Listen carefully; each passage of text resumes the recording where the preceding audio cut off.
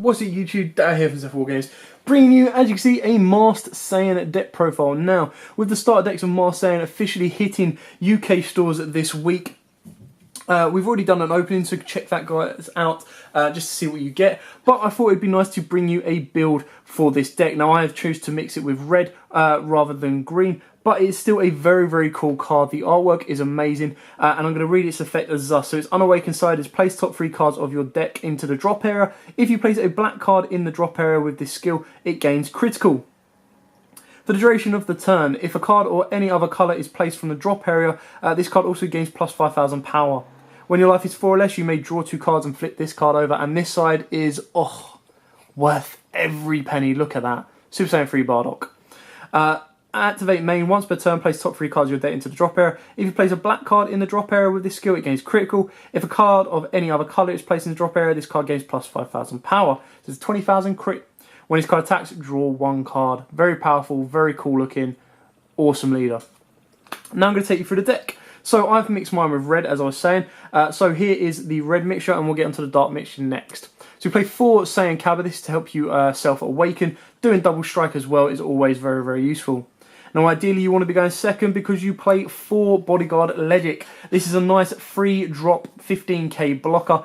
Or if you go first, he is a very nice, easy red energy because, as you can see, most of your red higher cards require at least 2 red. So you need them in your energy first, and then you start filling it up with your dark cards.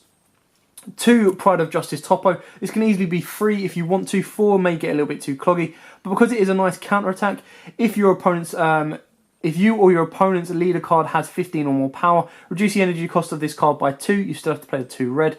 When this card KOs your opponent's battle card, switch it to active mode. So it's a very, very nice kind of clear the board monster.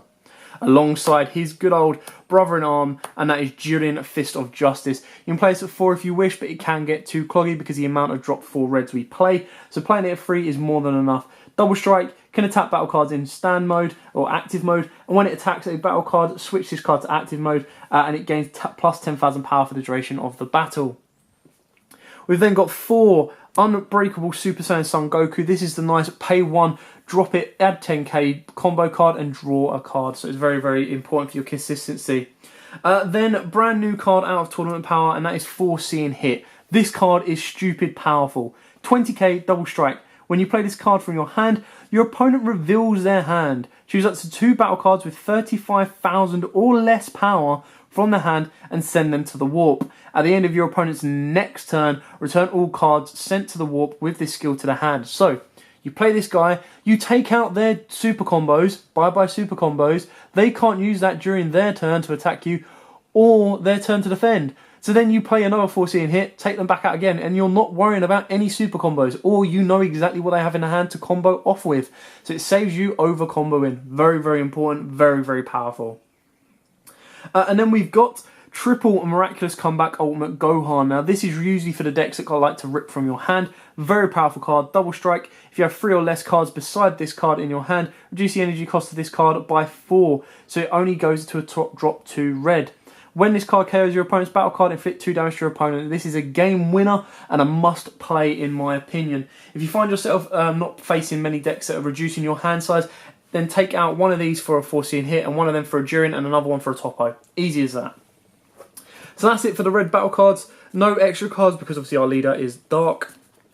Now moving on to the dark cards. We play 4 of the Supreme Kai of Time. This is the super combo for the deck. When you combo with this card, if there are 5 or more cards in your warp, draw 1 card, and this card gains plus 10,000. This is one of the best super combos around because in this deck especially, you will have more than 5 in your warp by turn maybe 2, because turn 2 you've already milled 6 off of your leader. If you overwhelm any of those for either 2 free drops or 1 5 or 6 drop, happy blooming days, your super combo is live turn 2. Very, very powerful. We then play a host of other cards. We've got 2 Relentless Destruction Mirror. This is just to rip from your opponent's hand. We've got 2 Power Aura Mirror. These can play it more if you want to. When you have 3 or more cards in your warp, this card gains plus 5,000 power. And if you have 5 or more in your warp, it goes up to a 25k free drop beta. We've then got 3 Time Patrol Trunks. This can easily be a third Trunks Power Overseer in time if you want, because they're both incredibly powerful cards. One searches, one adds back from the warp, so you get to add back your super combo should you warp it. We've then got 2 Killer Sword Trunks. This can obviously go on top of either of these, I believe, because they are both Trunks Xeno. And then when you do that, you get to play a card in your warp of an energy cost of 3 or less and play it. So you can then, it also has double strike. You then get to bring it back with Power Aura Mirror or your Time Patrol Trunks. Any kind of free drop or less that you want. And then on top, it obviously is a 4-cost Xeno Evolve, but that's not too hard to do. You can overrealm for either of these guys, get your search off of that one, and then up it into a double striker, and then play from there.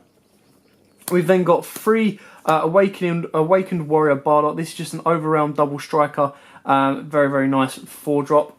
We've then got 2 Increasing Evil Saiyan. Now these can be more if you want to. You can play them at 3 just to help you self-awaken. So when you play this card using Overrealm, choose a card in your life, add it to your hand. If you do so, choose up one of your opponent's battle cards with an energy cost of 5 or less and send it to the warp. So you can easily bump these up if you want to. You can take out the 2 Killer Trunks, or you can take this down 1 and put this up 1. We've then obviously got the bigger, stronger, badder double strike warping boy, and that is Saiyan and the Mysterious Warrior. Play this card using Overrealm, choose any number of opponent's battle card without blocker, from which the total cost adds up to 5 or less, and send them to the warp. And then finally, we play 3 times Judgment as our counter, and 2 Dark Plot. Now you can play Dark Plot and more than 2 if you want. This card is incredibly powerful, so you choose up to 1 battle card in your warp with an energy cost of 4 or less and play it. If you use this skill and play a battle card with Overrealm, which 9 times out of 10 you will do, choose up to 3 of your energy and switch them to active mode. So it's a nice free energy restander, obviously helping you flood your board a little bit more as well. So as you can see, once you get the ratios right between this deck, it can be very, very powerful. Now, I'm not saying it's going to topple the meta, but it will do very, very well because it can catch quite a few people off guard. And the leader is actually very, very powerful and very, very good.